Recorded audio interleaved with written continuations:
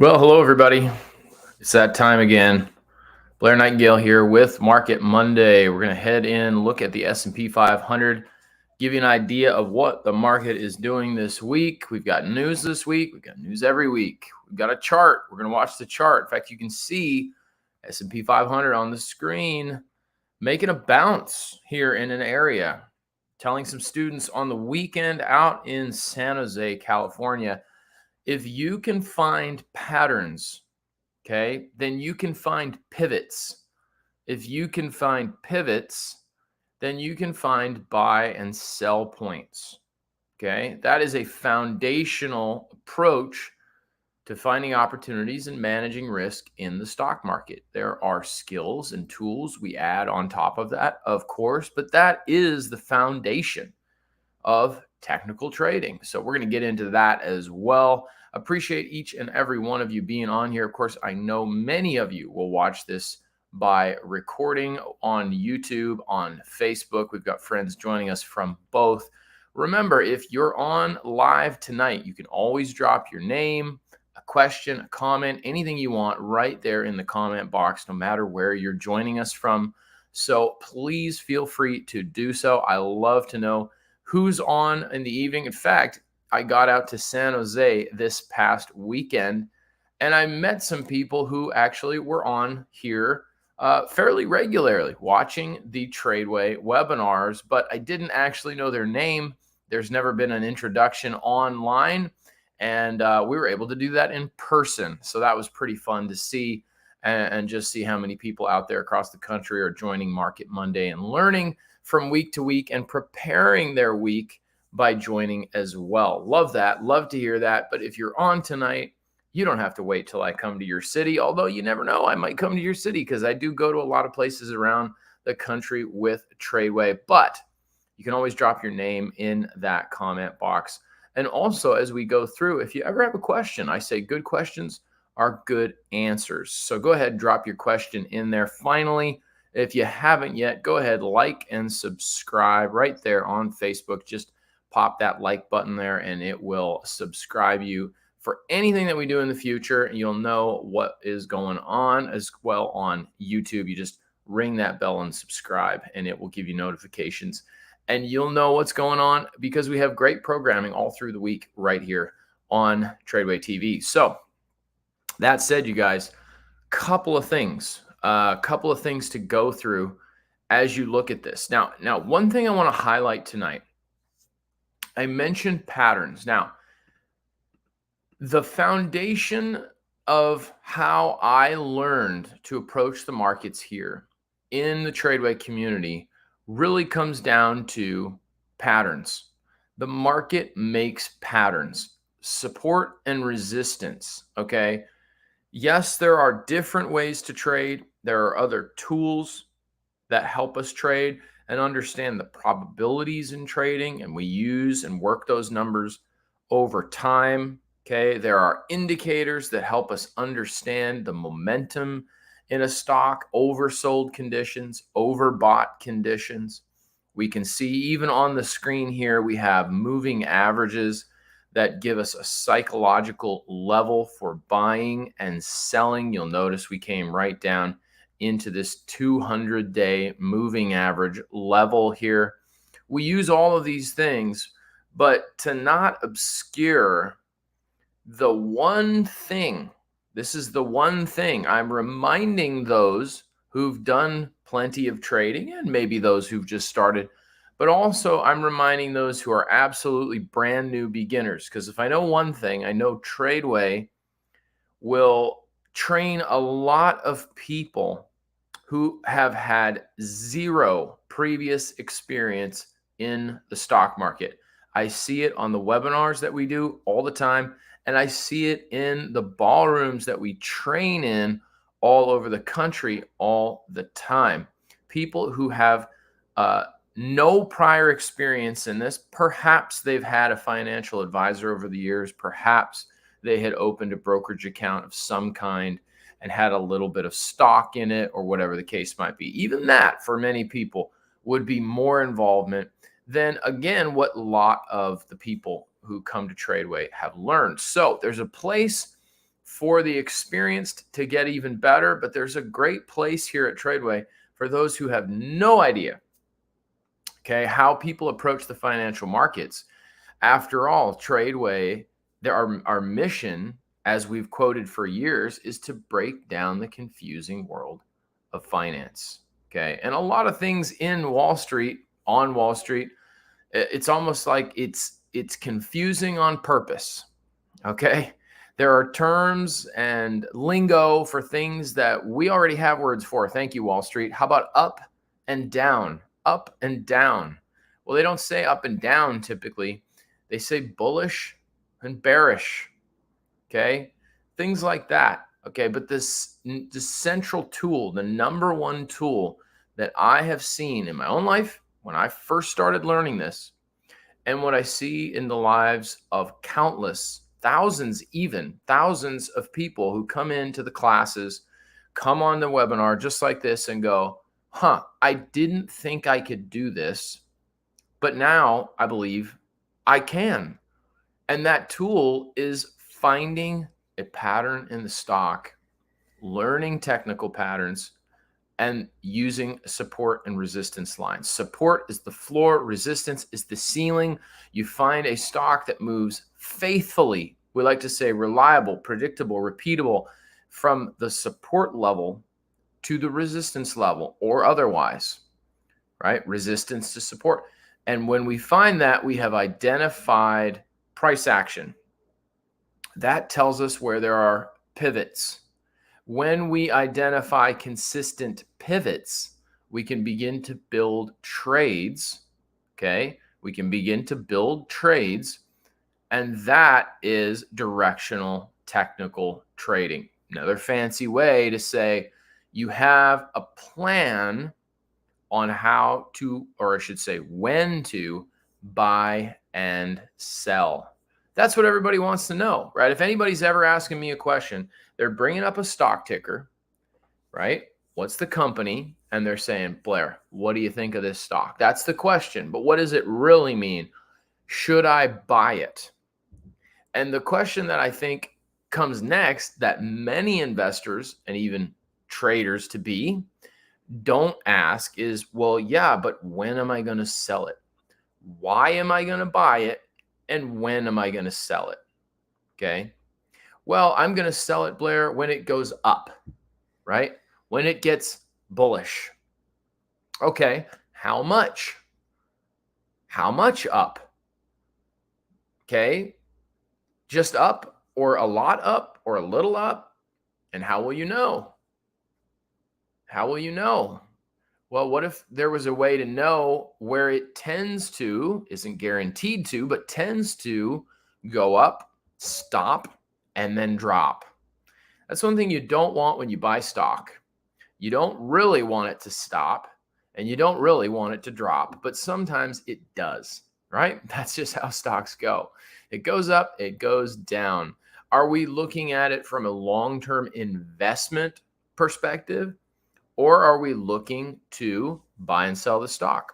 Sometimes you could go out, of course, as people do. It's a unique environment for this now, but you might go out, buy a house, hold on to the home, the primary residence for a long, long time. You're going to have a longer time frame of appreciation. The markets will shift and move, but you will, for the most part, see an increase on that home, at least as history has shown us. Well, by and large, the markets go up about 10% on average every year. That doesn't mean they're positive every single year. We know that they haven't been, but on average, they go up. Okay, that's long term. But when we get into the short term and we really want to look to do both, okay, that's something that we believe here at Tradeway is that we can learn to do both. And there are benefits of both, okay? But there is a skill set to trading that requires us to be able to find those pivots. And as I said, one more time, it's really in these pivots here. It comes up, down. You see how there's action where the price changes direction around the line. It goes all the way up to here. It stops at the ceiling, and then it drops down.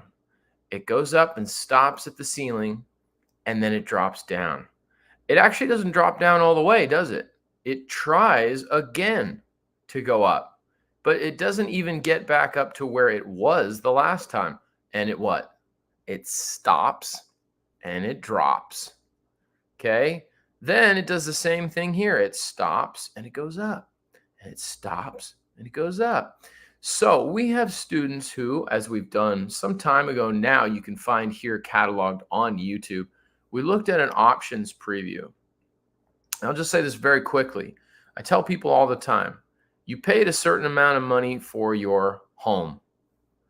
Okay. Do you pay the same every month for your home insurance that you paid for your home? Of course not.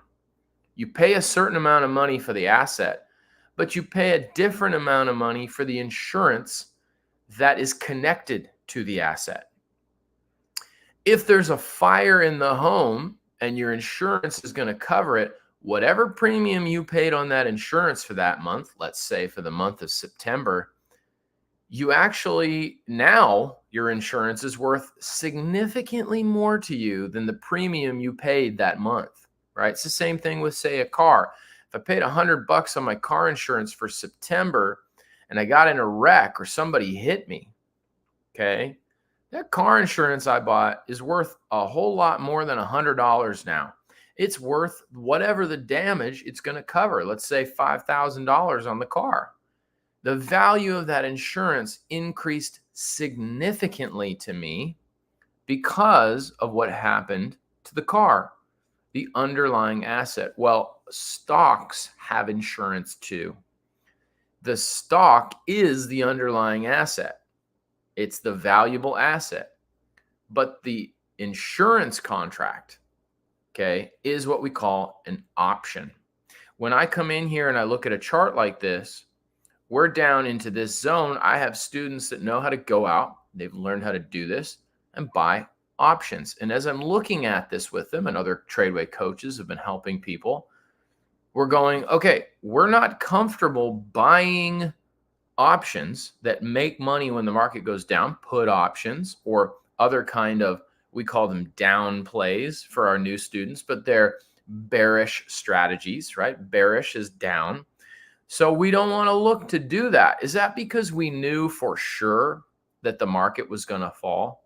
Sometimes that's the criticism of trading. Well, you can't time the market. It's not possible. And what seems to be meant by that is you can't know the future. But technical traders don't claim to be able to know the future. What they claim is how to manage their own risk using a skill set. And this is a big part of that skill set. So down in this area is a support area. It's a floor area. I don't want to buy puts at a floor. Now, I might be highly speculative. Will I get a bigger return if I'm right? Sure. But over time, if I do that over and over and over and over and over again, buying puts at a floor, it tends to not work out very well. So when I have the skill set to go, okay, I'm in support, perhaps that's not the best idea. Say I'm already making new decisions about the future, not really about risk. About risk. That's the crux. And I think if we understand, oh, there are practical ways for me to manage risk. That's why the stock market wants to pay us. Well, stock market doesn't really want to pay us because the stock market isn't really a thing. Okay. It pays, it gives money and it takes money. But the people who manage risk well, okay, that is the one who's positioned for the long term in the markets. That's really our number one job.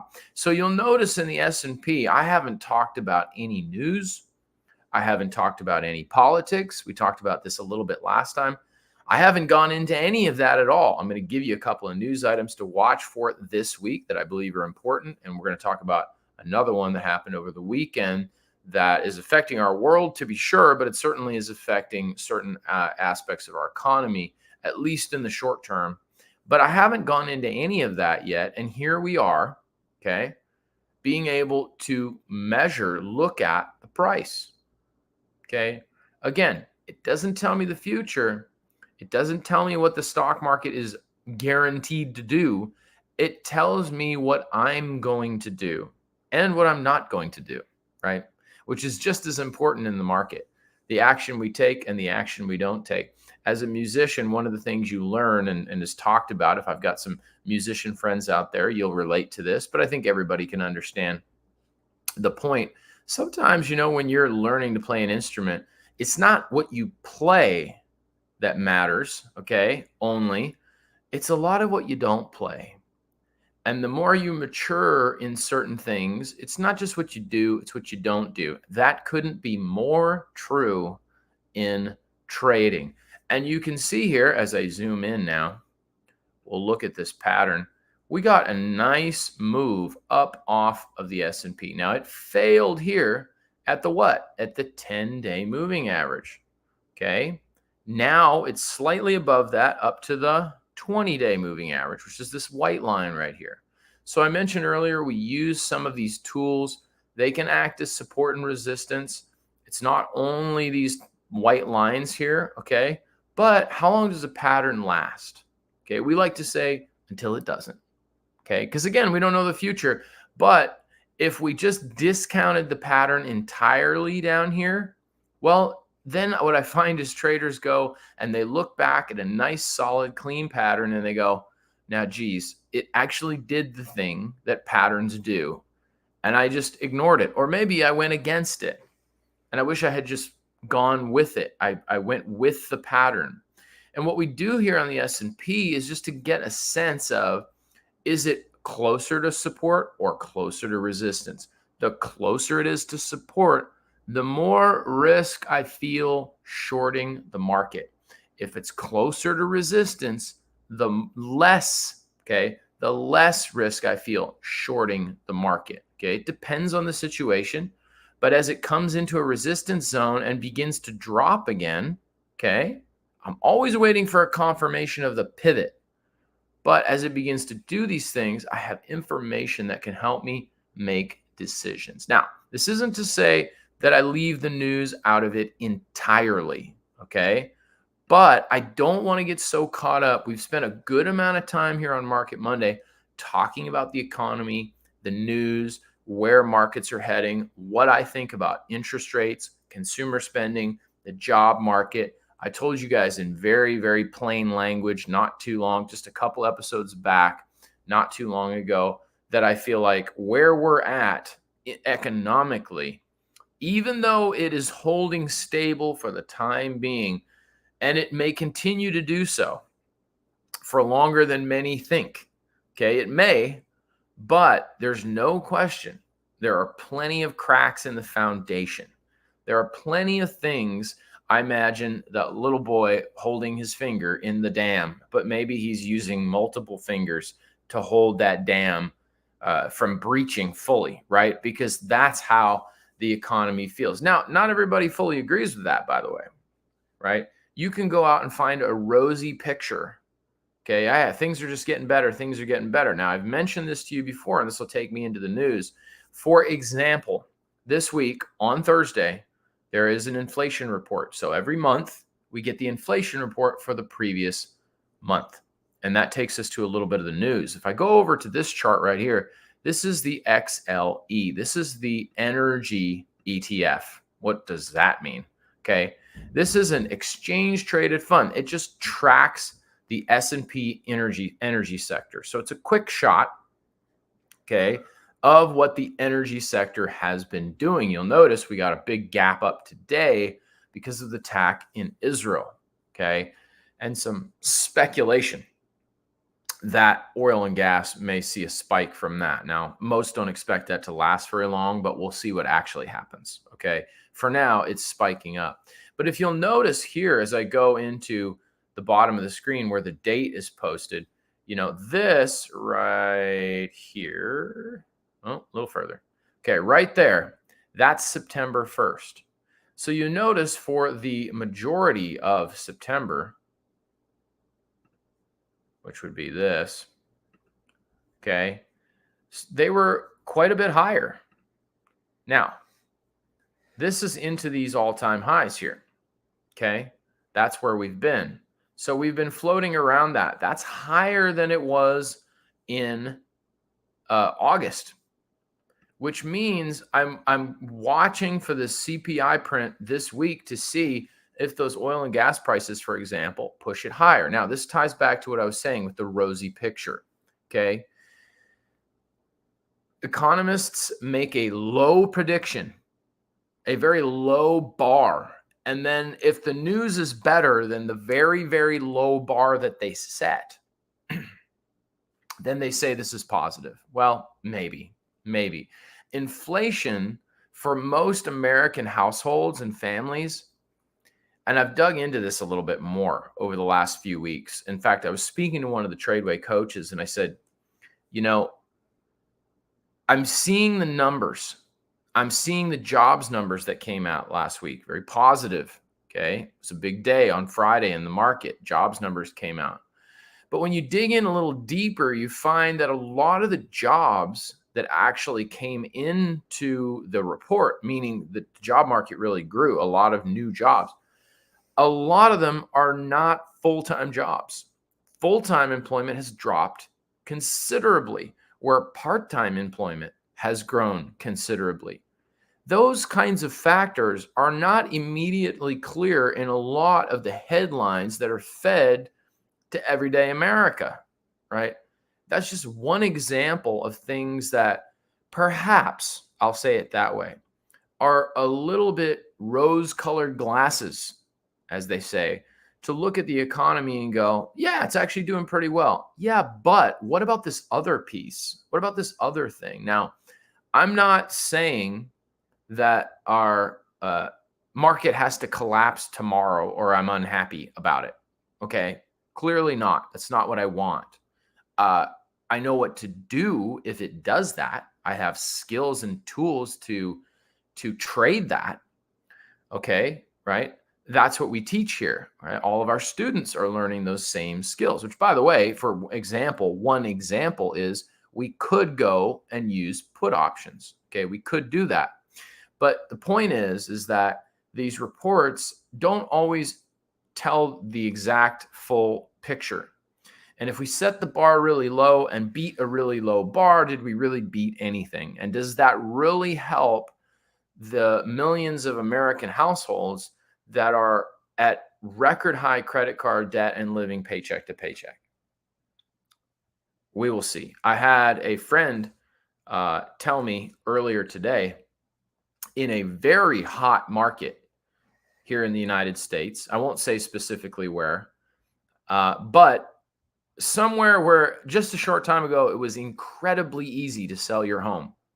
And they are unable to sell their home, not able to do it. Nobody wants it. Brand new home. Okay. Things are shifting, and some things on the ground don't really match what I'm seeing in the headlines. Okay. Now, I don't want to oversimplify that, but it's happened enough times, I would say even many times in my recognition, to say something here doesn't quite add up. So when I look at the chart here, you guys, I see oil and gas went up and stayed up for the month of September. That's one factor that could push that inflation reading higher. Of course, they give us an inflation reading that removes food and fuel because they consider them too volatile, which I get. That has some logic to it for data, but the reality is that there's no Americans I know that don't have to go out and buy food and fuel. So you can say the numbers are getting better if you exclude that all you want, but I don't know any families that get to just exclude that when they feel like it. So it's a little bit ridiculous in my perspective. Now, that said, we'll see if this continues to move up. That's going to be on Thursday. Can we expect the market to go up or down on Thursday when CPI and jobless claims come out? I'm going to teach you something right now. No, you have no idea. You don't know if it's going to go up or down, but you do know that pre-market on Thursday, there's going to be a news item that's going to drive some volatility. So what we do is we actually have to manage that, okay? We manage that volatility. One more thing, Wednesday afternoon, okay? minutes from the Fed. It's not a full Fed meeting, but they'll give us the minutes from their last meeting. So there'll be some statements. Wall Street will watch that. That's at 2 p.m. Eastern on Wednesday. You'll want to pay attention to that. Finally, tonight, as we land this plane, you see the S&P staying in a fairly clear downtrend for now. I don't anticipate this to stay here for too long, right? The S&P doesn't typically downtrend for long, okay? If it's going to sell off, it tends to drop pretty fast. So we'll see what happens here. Of course, it's in the pattern for now, but you can see, let's go over to the NASDAQ. Okay, now I'm on a larger time frame here. So let's zoom in a little bit. Okay, maybe we can go to the 6-month. The NASDAQ here holding out a little stronger. Okay, how do I know that? Okay, I didn't go out and look at fundamental data. I didn't look at the top weighted companies in the index. I didn't look at who's buying and selling this and that and insider trading. I don't mean insider trading in the illegal sense. I mean the sense that board members and CEOs have to report when they buy and sell. It's something that Charts by Tradeway here will manage or measure. Things like that. In the initial view, I don't need to see that yet.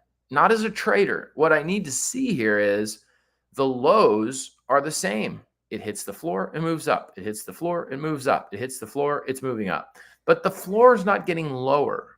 It's not lower lows like the S&P. It's steady. Now the highs are getting what? Lower. Hits, falls, hits, falls, hits, falls, hits, falls. So if it gets up into this area, I'm going to anticipate, be ready for, doesn't guarantee, but I anticipate and be ready for it to fall. Why? Because that's what it's been doing. That's the pattern it's in. It's in this downward wedge. The highs are getting weaker, even though the floor is holding. That's where we're at in the NASDAQ. Slightly more bullish than the S&P, right? At least in its price structure here. So those are the ways that we use pattern to identify where the momentum is. Trading is directional trading. In large part is about discovering environments where great momentum is likely and taking advantage of that momentum. Finally, heading over, for example, to a stock here that has bounced up, fell, but what? Held the floor. It went down, hit that 100-day moving average. I'm going to delete this line here. Hit that 100-day moving average pretty clean, but by the end of the day was well up. Okay, was well up from there above support. This is why support can help us with exits. Okay, if it holds the pattern, then I can find a objective reason to not be stopping out on trades when it's actually holding the pattern. Now, we've got an earnings report coming up. It's a little further out, but it's something we'll have to keep in mind. But we'll just be following along on this pattern to see if it holds up into this previous high and even gets up into a resistance zone. Again, recognizing price structure, support and resistance. Where are the pivots? Can I take advantage of that? If you've never heard that before, everything I just said relatively quickly, you can head on over to tradeway.com. Okay, tradeway.com. Actually, I will be teaching a step 1 start your journey course later this month. Okay, it'll be the last weekend of this month. I'm going to put a link down into the comment box, and we will be teaching the step 1 start your journey course. You can simply go to that site that I just posted there for our Facebook and YouTube friends. You can email us from there for our events, and you'll be registered for our step 1 start your journey. And I'm going to go through our whole foundational stock trading system so that you can learn what we do to do the things that I just previewed for you. You can do more than you probably believe right now that you can do, because there's just some things you don't know. And I always say it's good to learn what you don't know so that you can know what you didn't know, so you could go where you couldn't go. And that's what we're going to do at step 1, start your journey.